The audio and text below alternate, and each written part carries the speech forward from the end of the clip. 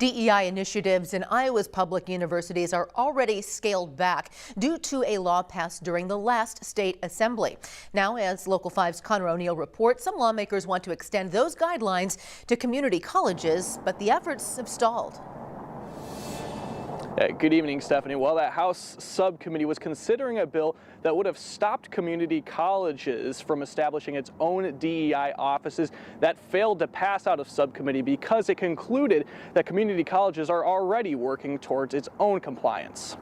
Dozens of lobbyists, media, and 3 House subcommittee members packed inside a small room at the Capitol Wednesday to discuss a bill that would get rid of creating diversity, equity, and inclusion offices at community colleges, adding to an existing law prohibiting establishing DEI offices at just public universities. Those in favor of the legislation sharing their thoughts.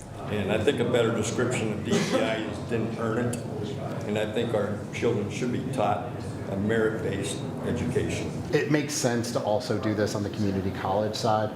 There's not a lot of substantive difference in terms of governance pieces that differentiate one from the other with regard to this policy. Opponents of the bill also sharing why they believe the bill shouldn't pass. I don't see those recommendations being implemented in this bill. All I see is a bill that says ban everything. I truly believe that the erasure of the words diversity, equity, and inclusion from our institutions is a mistake. The discussion of this bill comes days after Des Moines Area Community College, or DMACC, sent a message to all students and staff that the college would be pausing its DEI initiatives.